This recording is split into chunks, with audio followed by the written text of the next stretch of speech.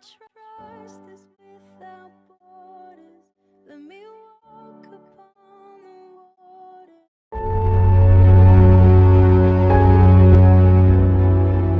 If you want to change your life, my friends, you got to change your physiology and you got to change your focus.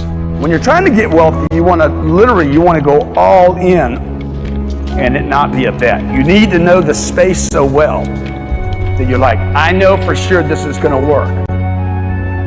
You can't have a standard education and expect to have an extraordinary life. It's not going to happen.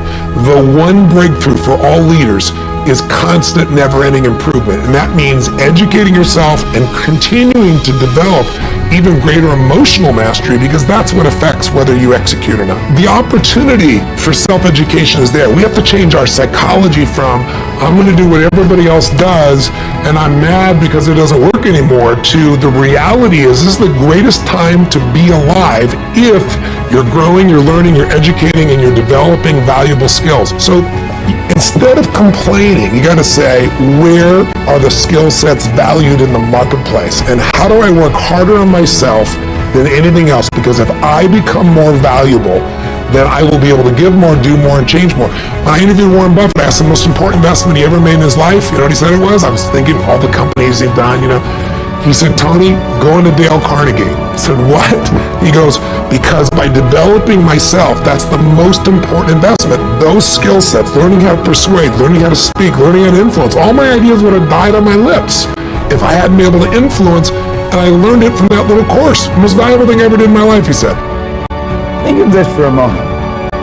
Do you know that every living soul gets exactly the same amount of time? Exactly the same amount of time. Figure it out. You can manage your activities. Make certain that what you're doing really makes a difference. Make certain that you're spending your time on activities that are productive, that are taking you in the direction of your goal. The traits that make you strange are the gifts that make you special. It's the very things that make you different that make you authentic. And if you don't fit in, I just want to share with you, I've never fit in. And the very nature of anyone who's living a visionary life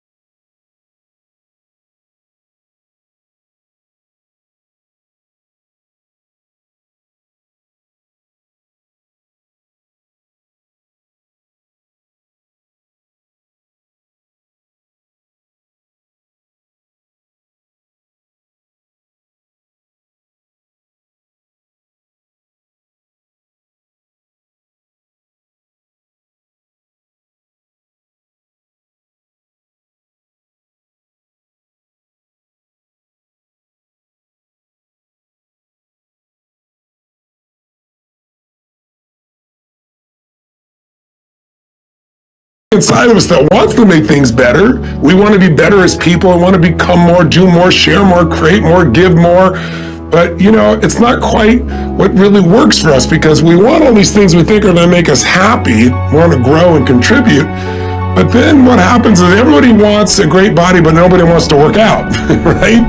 What you got to understand is that progress equals happiness. If you know what you want and you can make consistent progress, you're going to get there. You're going to get to where you really want to be, where that sense of passion, aliveness, the results you want really do occur. Step one, remember, a compelling vision.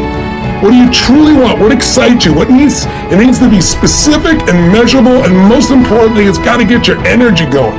2, you need strong enough reasons to follow through when the tough situations show up, a purpose that drives you. 3, you need that massive action plan, that map, a core action list that helps you close the gap for where you are, where you want to be, and you know the 20% is going to make most of the progress. And finally, step 4, what do you want to become? What do you want to do? What do you want to experience? What do you want to contribute? What do you want to give? What do you want to master? So what do you want this year to be about? What do you really desire most? What do you want to contribute this year? What's going to be your map? And what are the rituals that are going to make it real? Please, for your benefit, don't just watch this video. Do something right at the end here to get you going and get you some initial momentum. If you take action today, you can get anything changed, but you got to do it while you're in state. And I'm saying that if you know anybody that had some goal, some dream, something they wanted to do, and they did it, then I'm saying that you know in your heart that if someone has done it, then you can do it. It's possible. And that if someone can make that dream become a reality, that it's possible that you can make your dream become reality. And so as you begin to look at where you want to go, beginning to embrace that, it's possible. I'm blessed and highly favored. I've got a lot going for me. I got some good stuff in me. And it's possible that I can bring my greatness out here in the universe. That I can do what I want to do. It's possible I can write my own book. I can have my own business. I can take the trip and travel around the world. It's possible. I can bounce back from adversity and reinvent my life. It's possible. Regardless of where I am, the things can get better for me. It's possible. I'm thinking about 2 men right here in Chicago who are fairly successful, similar background, educated. They worked for a corporation for many years, and they were among many people that were laid off. 2 guys who were very good friends. One went out looking for a job for several weeks along with the other one, and they faced disappointment and rejection again and again and again. They couldn't find any work, which is the story of many people across this country. One guy stopped. He became discouraged. He stopped going. He stayed home looking at television, became very argumentative and toxic with his wife, drinking beer, getting on the phone, talking to his other negative, unemployed friends. And he just gave up. The other guy kept looking for a job everywhere he could go. Every time he could get an opportunity, kept asking people, networking, checking the newspapers every day. Kept going everywhere he could, trying to find a job. You have too much education. You're overqualified. You won't be here long enough. He kept going. He kept going.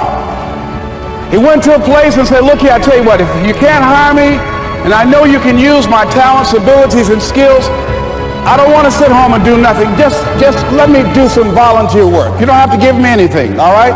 I just want to work. I want to be busy. Guy said, okay, it's on you now, but don't expect me to give you anything. It's okay. This guy came in and worked. He was the first one there. The last one to leave was the best employee there. About 4 weeks later, one of the top managers quit. They were looking for a replacement. Guess who they selected? This other guy. This guy who was volunteering his time. He got the job. What was the difference between the 2 men? Eyesight and mindsight. Eyesight is judging on what you see, judging according to appearances. But mind sight is how you interpret what you see. One guy said, "It's not possible, it's over, I'm finished. I can't do it. I can't make it." He surrendered. I've faced rejection again and again. I'm not going anymore. There are no jobs out there. But this other guy, he felt that in spite of the no's and rejections, in spite of how bad the economy is, in spite of what the newspapers are saying, that it's possible that somebody somewhere will give me a job. He just kept going, thinking it was possible. And guess what, ladies and gentlemen? That's what we have to do with our dreams. Because things happen to you in life that you can never, ever anticipate. And many times when those things happen, you want to give up.